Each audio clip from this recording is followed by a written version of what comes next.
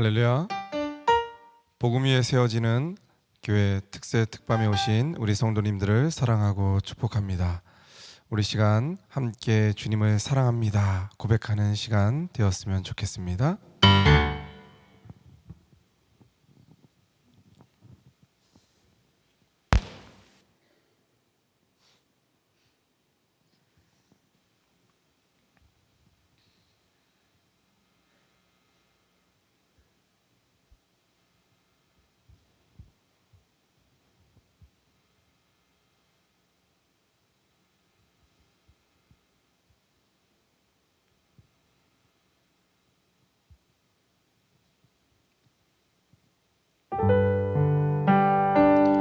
사랑합니다 나의 예수님, 사랑합니다 아주 많이요. 우리 함께 고백하도록 하겠습니다. 사랑합니다 나의 예수님, 사랑합니다 아주 많이요. 사랑합니다 나의 예수님, 사랑합니다 그것뿐이에요. 다시 한번 고백합니다. 사랑합니다 나의 예수님, 사랑합니다 아주 많이요. 사랑합니다 나의 예수님, 사랑합니다 그것뿐이에요. 사랑한다 아들아, 내가 너를 잘 아노라. 사랑한다 내 딸아, 내게 축복 더하노라. 사랑한다 사랑한다 아들아, 내가 너를 잘 아노라. 사랑한다 내 딸아, 내게 축복 더하노라. 사랑한다고 말씀하시는 예수님께 우리 시간 함께 고백하며 찬양하도록 하겠습니다.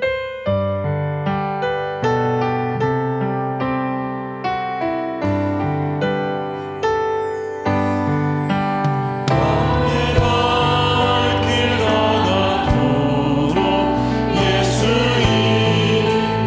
인도하시니, 내 주 안에 있는 긍휼 어찌 의심하리요. 믿음을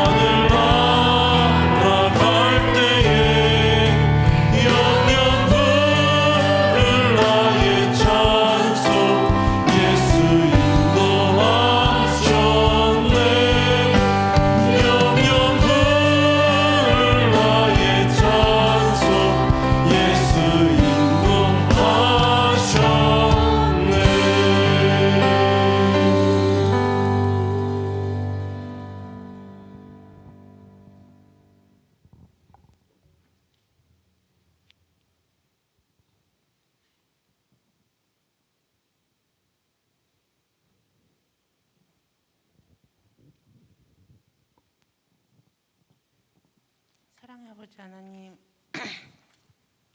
사랑의 아버지 하나님, 오늘도 새날을 허락하셔 첫 시간 주님께 나오게 하시니 감사를 드립니다. 연약하고 부족한 저희들 세상 가운데서 살아가는 동안 내 판단에 좋아 보이고 내가 원하는 곳을 향하여 가려는 습성들을 버리지 못하고 있습니다. 내 생각과 판단에 좋게 여겨지는 것들을 행하려는 아버지 악한 모습들이 여전히 남아있음을 고백합니다. 저희들의 삶 속에 불평과 원망의 모습들은 없는지, 하나님께서 싫어하시는 모습이 없는지 돌아보게 하시고, 잘못되어 있는 삶의 모습들이 있다면 돌이켜 회개하여 영적인 정결을 회복하게 하여 주시옵소서. 믿음으로 나가지 못하게 하는 두려움과 연약함을 십자가 앞에 내려놓게 하여 주시옵소서. 담대하고 굳건한 믿음으로 한 걸음 더 내딛는 모두가 되게 하여 주시옵소서. 아버지 하나님, 혼란스러운 현실 속에서 이리저리 흔들리기도 합니다. 더 좋은 곳으로 인도하여 가실 하나님을 믿고 이 시간 모든 시간들이 주님과 동행함을 느끼고 깨닫는 아버지 그런 시간들이 되게 하여 주시옵소서. 하루하루가 매 순간이 말씀대로 순종하며 살아가는 임마누엘의 훈련이 되게 하여 주시옵소서. 비록 불확실하고 암담한 환경이지만 그 환경보다 하나님을 마음에 두고 믿음으로 살아가게 하시고 주어진 현실의 자리에서 사명을 잘 감당하게 하여 주시옵소서. 늘 기도함으로 성령 충만한 삶을 살도록 주님 붙들어 주시옵소서. 각 가정마다 이 모양 저 모양으로 힘들고 어려운 일들이 있지만 현실적인 두려움보다 하나님 말씀이 더 크게 보이도록 하여 주시고 하나님의 약속을 기억하며 그렇게 살아가는 믿음의 가정들로 세워지게 하여 주시옵소서. 교회와 믿음의 가정을 통해 하나님의 능력이, 하나님의 살아계심이 세상 속에 나타나 보여줄 수 있도록 복음의 능력으로 새롭게 하여 주시어 예배와 말씀을 통해 상한 심령들이 하늘 위로와 격려가 넘치게 하여 주실 줄 믿습니다. 하나님을 경외하며 감사로 세워져가는 각 가정들이 다 되게 하여 주시옵소서. 말씀을 앞세우고 말씀을 따라 움직이는 하나님의 백성으로 살아가기를 소원합니다. 또 자녀들에게는 재물과 성공을 남기려 하지 않고 먼저 믿음과 비전을 준비시키는 아버지 그렇게 인생의 방향을 아버지 바르게 제시해 주는 부모가 되게 하여 주시옵소서. 한국교회와 모든 그리스도인이 깨어서 중보하는 아버지 중보의 사역을 잘 감당할 수 있도록 인도하여 주시옵소서. 이 새벽 첫 시간 하나님의 말씀을 대언하시는 목사님께 영육간의 강건함 주시고 선포되는 말씀으로 저희들이 영이 회복되는 시간이 되게 하여 주시옵소서. 두려워하지 말라, 내가 너와 함께하리라, 내가 너를 도와주리라 하시는 하나님의 말씀에 다시 한번 용기를 내어 세상 속으로 복음을 들고 나가는 모두가 되게 하여 주시옵소서. 그 모든 것들을 주님께서 친히 역사하시고 인도하여 주실 줄 믿고 예수님 이름으로 기도드립니다. 아멘.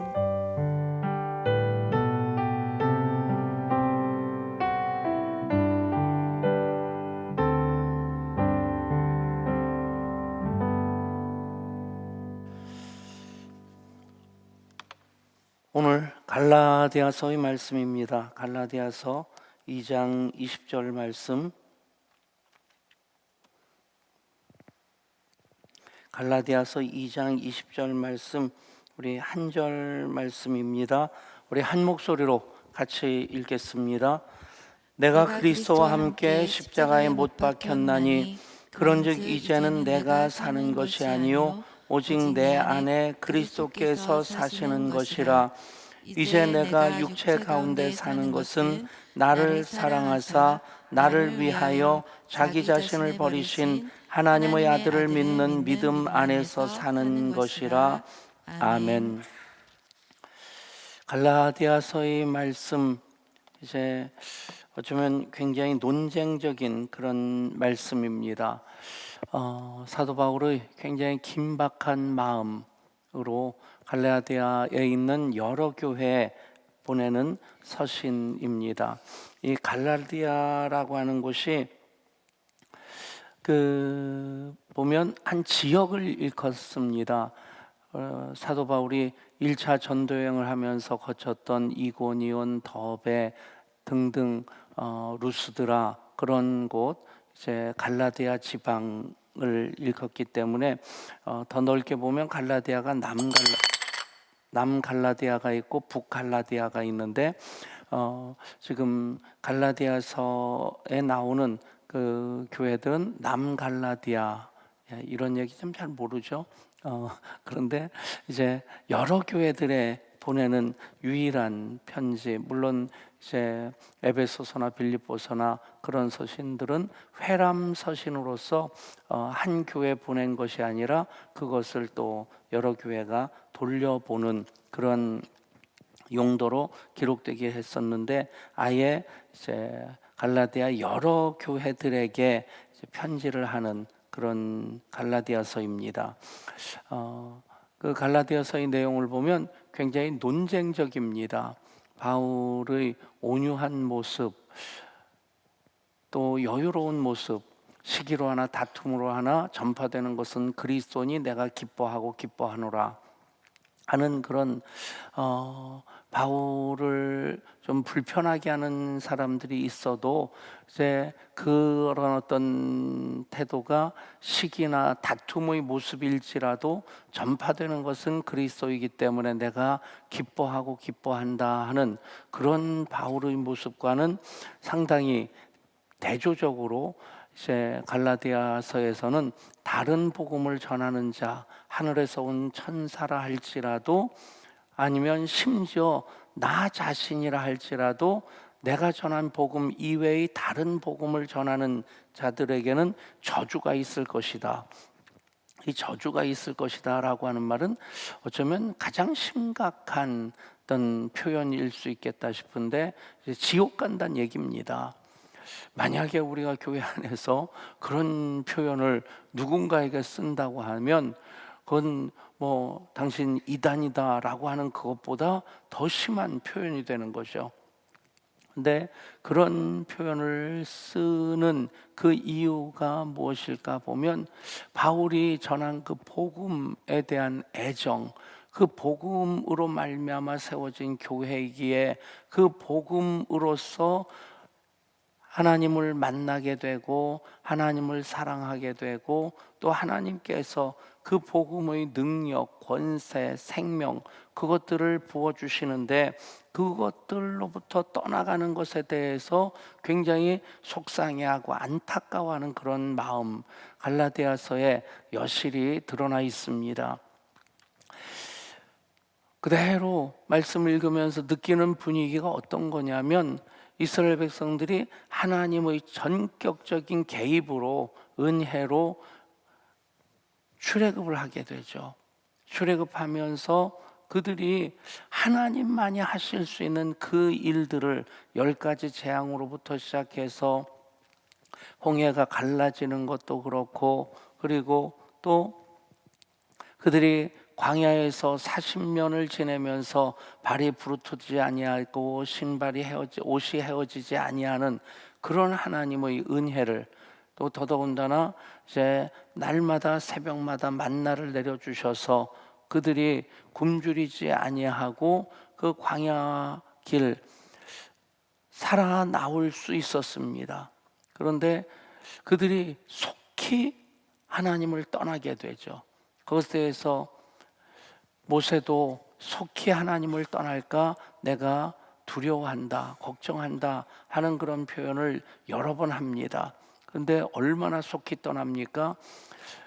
모세가 십계명을 받고자 시내산에 올랐을 때 40주 40야를 하나님과 함께 거하는데 물론 그 지도자가 없는 40일 굉장히 마음이 불안하고 허전하고 했을 텐데 그들은 그 때를 못 참아서 금송아지를 만들고 그 앞에 절하고 그 앞에서 춤추면서 난리를 칩니다. 그것이 출애굽 역사 속에서 가장 큰 오점이 되고 그 금송아지 사건으로 인해서 구약 역사 속에서 계속해서 하나님의 그 말씀을 떠나는 하나님과의 관계를 어그러지게 만드는 그런 것들이 이제 불순종의 그 역사가 쭉 이어지게 됩니다.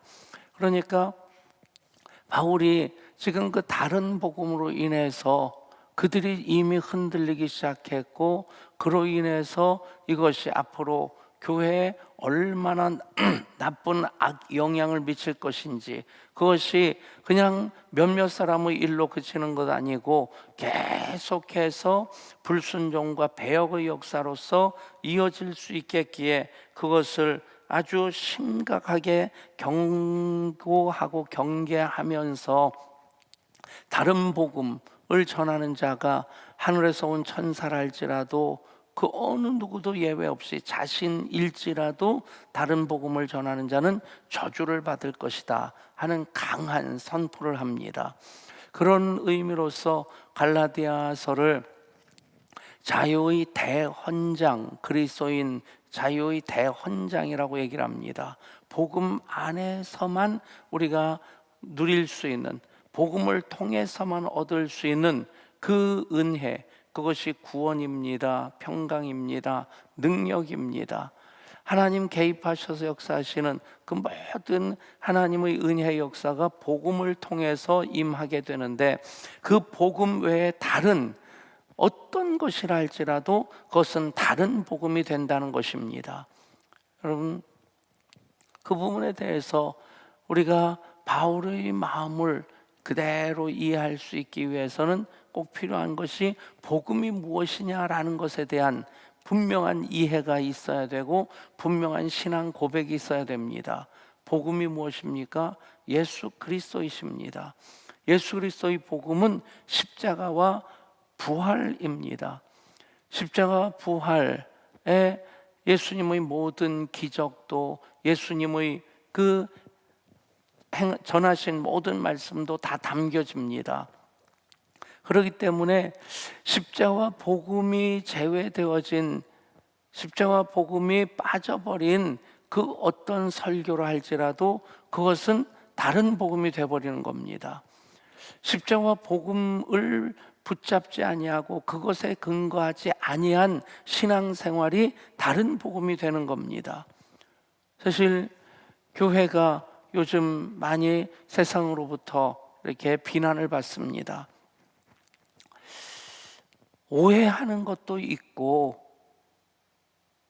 그들 나름대로 가진 편견 때문에 그렇게 교회를 향해 비난하는 부분이 없지 않아 있습니다만은, 분명한 것은 교회가 그런 빌미를 제공했다는 것에 대해서는 변명의 여지가 없다 싶습니다. 그렇다면 교회가 어떤 것으로 빌미를 제공할까? 어떤 모습 때문에 세상이 교회를 향해 그렇게 손가락질을 하면서 목소리를 높여가지고 비난할까? 보면 교회가 다른 복음을 전하기 때문이고 다른 복음을 따르기 때문이다 라고 간단하게 결론을 내릴 수 있을 것입니다. 사도행전 시대 교회를 얼마나 안팎으로 핍박을 했습니까? 그러나 그 교회가 복음 위에 굳게 섰고 복음을 붙잡고 살아가고 있고 복음을 증거할 때 오히려 그런 교회를 세상은 칭찬을 했습니다. 어쩌면 우리나라에서도 일제치하까지 이제 한국의 초대교회, 그 당시에 교인들이 전체 나라의 인구의 비율로 보면 0.5% 밖에는 되지 않는 그런 상태인데, 교회가 한 일을 보면 일제시대 때 한글 보급하는 그 일로부터 시작해서 독립운동을 주도한다든가, 그 대표적인 것이 이제 독립선언서에 서명한 33명의 민족 대표 중에서 16명이 기독교인입니다. 목사도 있고 장로도 있고. 그 당시 교회 제대로 세상이 알지 못함에도 불구하고 교회가 복음 위에 서서 복음을 붙잡고 복음을 증거하는 교회일 때 그런 거룩한 영향력을 끼치게 됩니다. 오늘 보면 교인이 거의 20%에 가깝고, 그리고 한국에서 제일의 종교가 되었고, 그리고 또 예배당, 큰 예배당 얼마나 많습니까? 우리 교회도 이쪽에서 보면 결코 작은 예배당 아니고, 우리 노회에서도 그 예배당이 예배석으로 본다면, 본당 예배석으로 본다면 우리 교회가 가장 두 번째가 되겠네요. 우리가 2000석 예배당을 짓었다고 하니까 동두천에 있는 신광교회가 예향교회보다 더 큰 예배당 짓겠다고 2200석을 졌는데, 들어가 보면 우리 공간보다 조금 작은데 빡빡하게 이렇게 의자를 채워서 2200석, 2000석이든 2200석이든 우리 교회보다 큰 예배당, 잘진 예배당 얼마나 많습니까? 랜드마크라고 할 수 있을 만큼의 그런 예배당들, 건물로서의 예배당들이 곳곳에 있습니다. 그런데 세상이 교회를 존경하지 않습니다. 그 이유가 무엇일까 생각해 보면 딱 한 가지입니다. 복음을 놓치고 다른 복음을 따르는 교회이기 때문이다. 예수 믿는 이유와 목적이 무엇입니까? 하나님 영광을 위해서 정말 나를 구원해 주신 그 구원에 감격함으로 나는 무익한 종이라고 고백하고, 그저 하나님께서 부르시고 가라 하시는 그곳으로 내가 여기 있나이다, 나를 보내소서 순종하며 헌신하는 예배의 삶을 살고자 하는 것이 그리스도인으로서 우리의 삶의 목적이 되어야만 합니다. 그런데 보면 목회자들도 직업으로서 그 목회를 하는 그런 분들 적지 않게 보게 되고, 또 저 자신도 자주 그것을 묻고 점검을 합니다. 내가 먹고 살기 위해서 목사하는가, 아니면 정말 목사로서의 부르심을 위해서, 목사로서의 사명을 위해서 목회를 하는가. 여러분, 똑같은 질문을 우리가 하지 않는다면 우리가 그리스도인이라는 신분을 가지고 또 예배자로 살아간다고 하면서 자칫 잘못하면 다른 복음을 따를 수 있는 그 위험에 빠지게 된다는 얘기입니다. 다른 복음, 오직 십자가와 부활에 근거한 복음이 아닌, 이 십자가와 부활보다 내가 더 앞서고 내 어떤 기도의 응답을 우선시한다든가, 내가 마음의 평강을 얻는 것이 더 우선시라든가, 여러분 그렇게 된다면 그것이 다른 복음으로서 전락될 수 있는 위험 요소들로 자리 잡게 될 것이고, 어느 한순간 우리는 예수 믿는 목적이 하나님의 영광이 아니라 내 몫에 태인 십자가를 지고 주님을 따르는 것이 아니라 내 것 챙기기 위해서 수단과 도구로 사용하는 그런 신앙, 그런 믿음이 될 수 있다는 얘기입니다. 여러분, 복음은 예수 그리스도이십니다. 예수 그리스도의 십자가와 부활이 복음입니다. 그것에 대해서 지금 교회가 막 세워지는 가운데서 다른 복음으로 인해서 휘청거리게 될 때, 마치 사도행전에서도 아나니아와 삽비라 밭을 판 돈을 헌금하겠다고 하고 그것을 그냥 자기 몫으로 감추어 뒀을 때 아나니아도 삽비라도 그것 때문에 목숨을 잃게 됩니다. 만약에 그 똑같은 기준이 요즘 적용된다고 한다면 여러분 좀 심각한, 솔직한 얘기죠. 11조 안 하는 사람들 다 그렇게 죽어야 된다는 얘기입니다. 여러분, 그럼 얼마나 심각해집니까?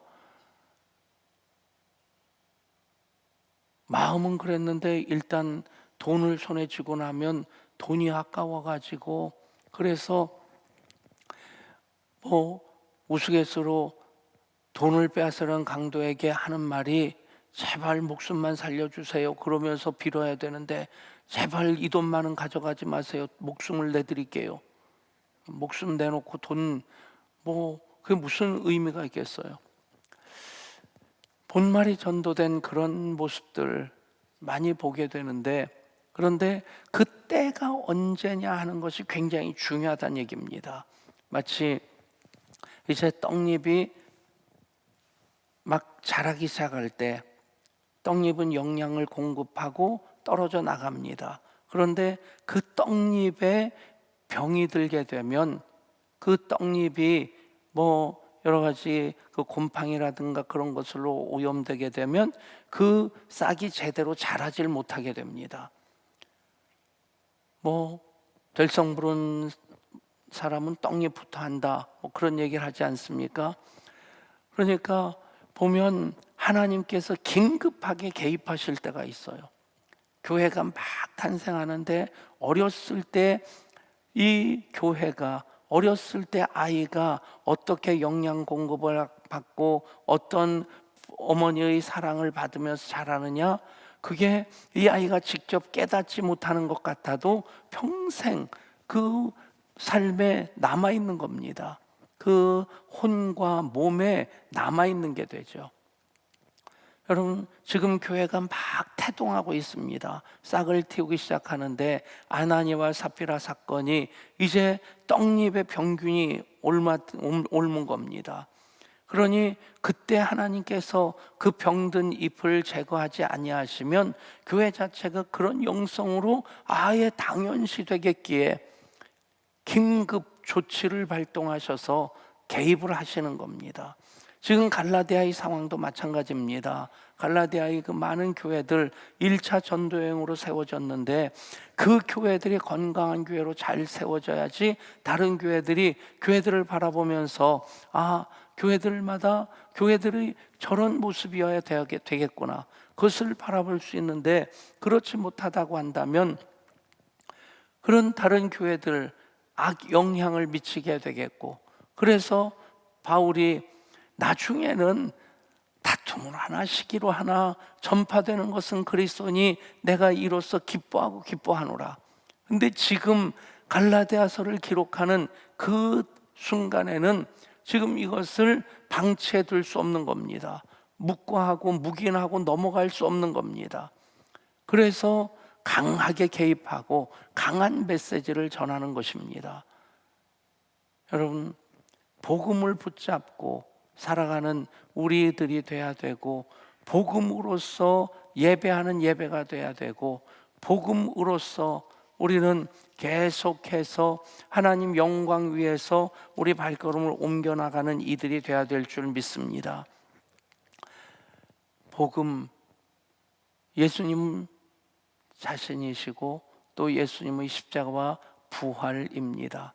그 복음에 대한 우리의 고백이 어떤 것이 돼야 되느냐, 오늘 읽은 갈라디아서 2장 20절의 말씀입니다. 내가 그리스도와 함께 십자가에 못 박혔나니 그런즉 이제는 내가 사는 것이 아니요 오직 내 안에 그리스도께서 사시는 것이라.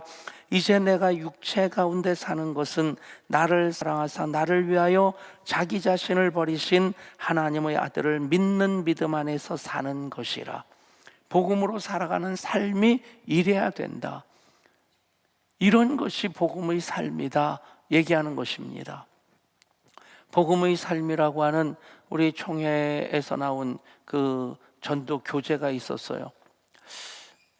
동두천에서 목회할 때 그 책이 새로 나오고 또 그 교단에서 세미나도 하고 해서 그 복음의 삶이라고 하는 교재를 가지고 전도 훈련을 했었는데,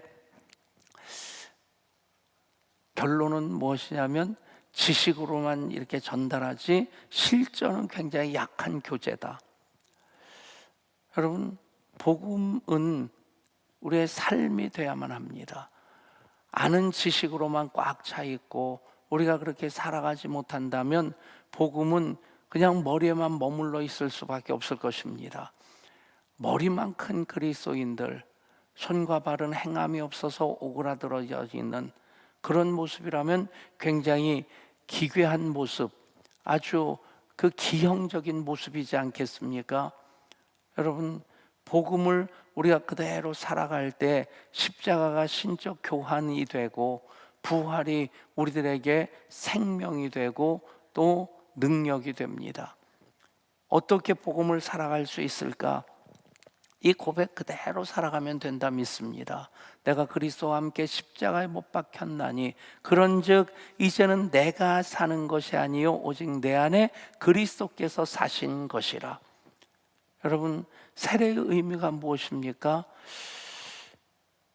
대부분의 교회에서는 약식 세례를 하고 물을 머리에 이렇게 묻히면서 성부와 성자와 성령 이름으로 세례를 줍니다. 근데 이제 오순절 교단과 그리고 침례 교회는 여전히 침례를 행합니다. 이 부분에 대해서도 우리가 그 왜 그렇게 침례가 세례로 바뀌어지게 되는가? 영어로는 똑같이 베프티즘입니다. 근데 우리말로 번역할 때 침례, 세례로 그렇게 나누어서 번역할 뿐인데,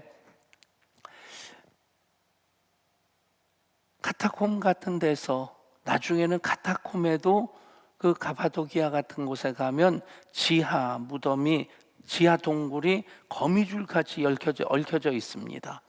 그래서 안내인의 안내를 받지 않고 제멋대로 갔다가는 청춘 남녀가 신혼여행 갔다가 들어갔는데 언제 다시 만났느냐? 환갑 때 다시 만났대요. 그만큼 미로처럼 얽혀져 있습니다. 그런데 거기에는 예배당도 있고 여러 사람 모여서 예배 드릴 수 있는 곳도 있고 그 예배당 앞에는 침례탕도 있어요. 카타콤에는 침례탕이 없고 카타콤은 아예 지하 무덤에 들어가서 예배를 드린 겁니다. 로마의 지하 무덤에.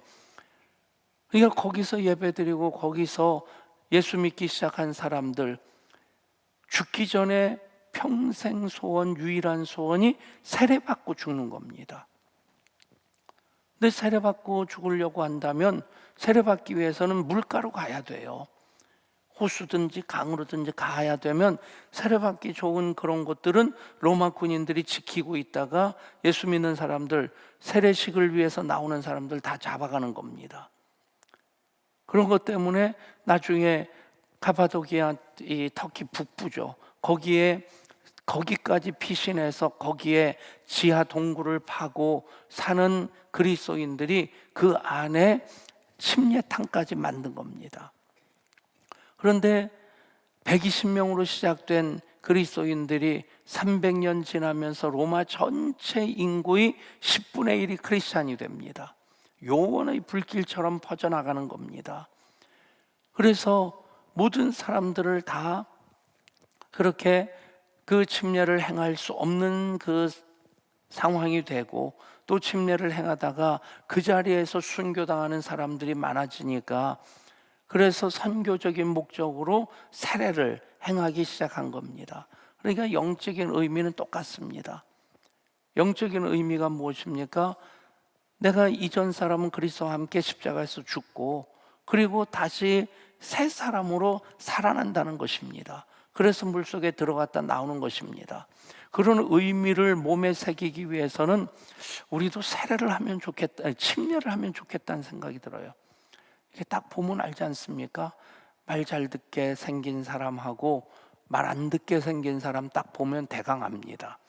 말 잘 듣게 생긴 사람은 살짝 넣었다 꺼내고 말 좀 안 듣게 생긴 사람은 누르고 좀 한참 있다가 물 좀 먹인 다음에 좀 이렇게 끄집어내가지고 교회에서 목사님 말씀 안 들으면 이렇게 죽을 수도 있겠구나 하는 것을 좀 깨닫게 하면 굉장히 교육 목적상 필요할 수도 있겠다 싶은데 어떤 방법으로 하든지 의미는 똑같습니다. 여러분, 이 고백이 세례의 고백입니다. 내가 그리스도와 함께 십자가에 못 박혔나니 그런즉 이제는 내가 산 것 아니요 내 안에 그리스도께서 사신 것이라. 아멘. 여러분, 내가 나를 위해 살기 시작하면서부터 복음은 다른 복음이 되기 시작합니다. 내가 그리스도를 위해 사나 죽으나 그리스도를 위해 살겠다고 하는 그 방향 놓치지 않으면 우리는 복음을 위한 삶을 복음 안에서 살아갈 수 있게 됩니다. 여러분, 이 고백 그대로 점검하면 우리는 다른 복음의 미혹에 빠지지 않습니다. 왜 이단이 생깁니까? 다른 복음에 미혹되는 사람들이 많기 때문에 그렇습니다. 아니, 이단 얘기할 것이 아니라 우리도 신앙생활 하면서 그리스도와 함께 내가 십자가에 못 박혔다는 이 고백을 잃어버리면 신앙이 나를 위한 신앙이 됩니다. 예배가 나를 위한 예배가 됩니다. 기도가 나를 위한 예배가 됩니다. 여러분, 이것이 우선순위가 바뀌게 되면 예수님이 언제나 앞서시고 내가 뒤를 따라가면 우리가 부족하더라도 연약하더라도 실수하고 실패를 하더라도 우리는 그 길을 벗어나질 않습니다. 더디 갈지라도. 그런데 내가 앞서서 나를 위한 예배가 되게 하고 나를 위한 기도가 되게 한다면 아무리 빨리 가는 것 같이 보여도 그 방향은 예수님을 향한 것이 아니게 됩니다. 내가 그리스도와 함께 십자가에 못 박혔나니 그런즉 이제는 내가 산 것 아니요 내 안에 오직 내 안에 그리스도께서 사시는 것이라. 그래서 우리가 계속 점검해야 될 것, 이제 내가 육체 가운데 사는 것은 이 땅에 하나님께서 그리스도인으로 하나님의 자녀로 살아가게 하시는 동안, 그것이 내가 육체 가운데 사는 것은 나를 사랑하사 나를 위하여 자기 자신을 버리신 하나님의 아들을 믿는 믿음 안에서 사는 것이라. 아멘 하려니까 많이 손해볼 것 같습니까? 많이 힘들 것 같습니까? 아닙니다. 그래야지 그리스도인입니다. 그래야지 하나님이 일하시는 것 우리가 경험합니다. 솔직한 고백으로 우리 덕정에서는 그렇게 많은 하나님의 역사가 있었는데 왜 고베에서는 그것이, 물론 그 흐름은 계속 이어가는데 그만큼 풍성하지 못하다는 것 때문에 속상할 때가 있습니다. 이유가 뭘까 생각해 보면 우리 교회가 큰 교회가 된 것이기 때문이 아닐까, 제 생각입니다. 맞는다고는 말을 못하겠는데 교인 수가 많아지고 예배당이 큰 예배당이고 그것이 우리의 자랑거리가 될 때 복음의 역사는 제한될 수밖에 없습니다. 여러분, 크게 하신 이도 이 예배당 짓게 하시는 이도 하나님이십니다. 여러분, 하나님을 놓치지 않아야 됩니다. 내가 육체 가운데 사는 것은 나를 사랑하사 나를 위하여 자기 자신을 버리신 하나님의 아들을 믿는 믿음 안에서 사는 것이라.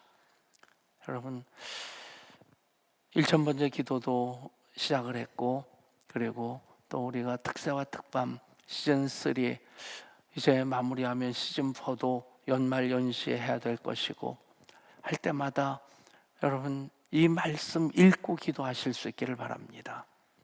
그러면 기도의 방향이, 기도하는 것, 우리가 하나님 앞에 나아가서 하나님께 아뢰고 하나님 음성 듣고자 하는 것인데, 자칫 어떤 때는 내가 내 문제가 급해가지고 그냥 십자가는 밀쳐놓고 내 기도만 하겠다고 급할 때가 있습니다.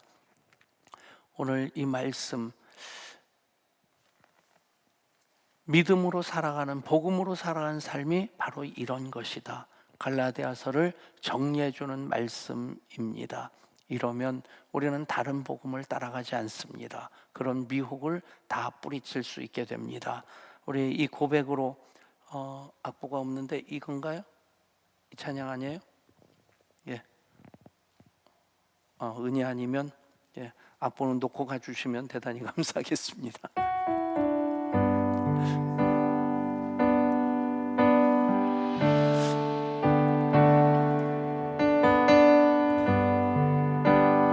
은혜 아니면 살아갈 수가 없네. 은혜 아니면 살아갈 수가 없네. 복음마저도 다 주의 것이니 세상 평안과 위로 내게 없어도 예수 오직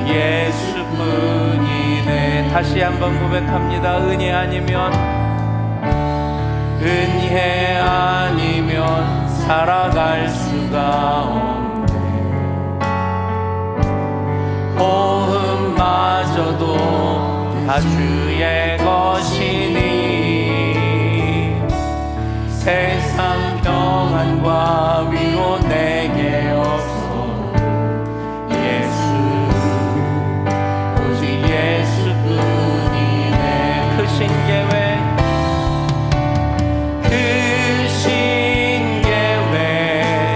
다 볼 수도 없고 작은 고난에 지쳐도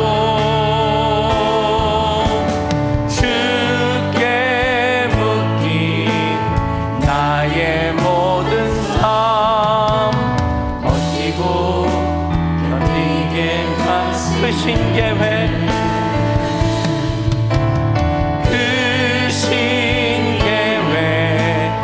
볼 수도 없고 작은 고난에 지쳐도 주께 묶인 나의 모든 삶 버티고 견디게 하시네. 은혜 아니면 살아갈 수가 없네. 나의 모든 것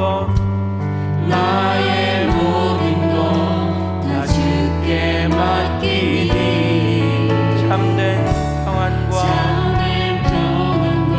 위로 내게 주신 주 예수 오직 예수뿐이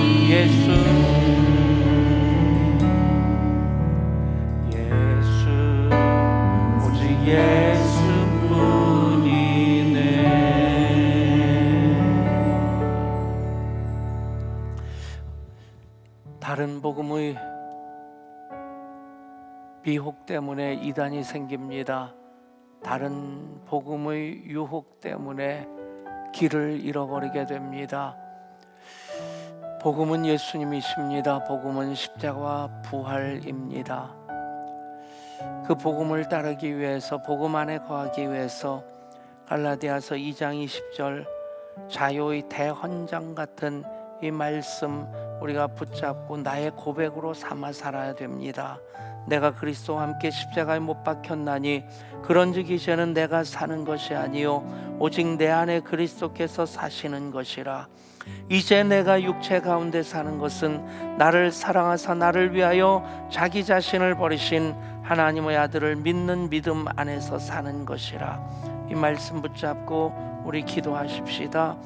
모든 기도의 제목을 이제 내가 육체 가운데 사는 것은 나를 위하여 자기 자신을 버리신 하나님의 아들을 믿는 믿음 안에서 사는 것이라.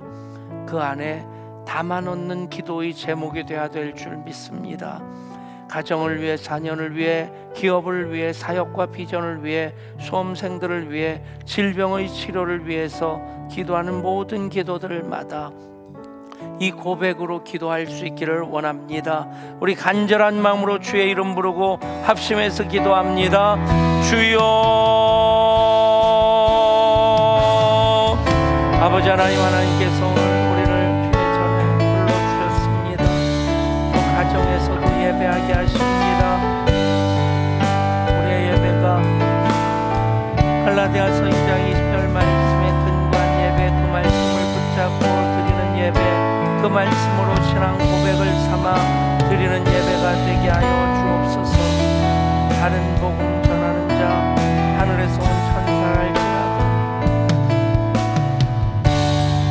나 자신을 이라할지라도 저주를 받아 그리스도에게 버림을 받게 될 것이라. 바울의 그 안타까운 마음, 그만큼이나 많이 미혹을 당합니다. 유혹을 당합니다. 흔들립니다. 오직 예수.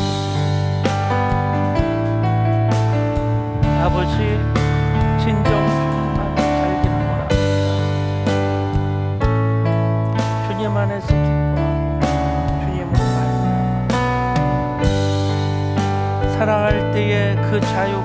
건강, 참된 평안과 위로 주시는 주님.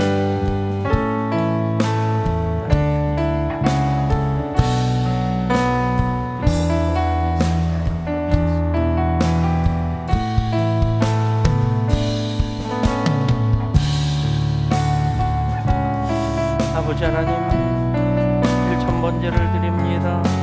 사랑하는 남편을 위해, 사랑하는 자녀들을 위해, 하나님 앞에 다시 돌아오기를, 인격적으로 주님을 만나기를 위해, 그리고 사랑하는 딸 위해 하나님 모든 것, 하나님의 거룩하신 뜻대로 은혜의 역사로 임하기를 주여 역사여 주옵소서. 평안을 주시고 주신 생명에 대한 감사의 고백을 있게 하여 주옵소서.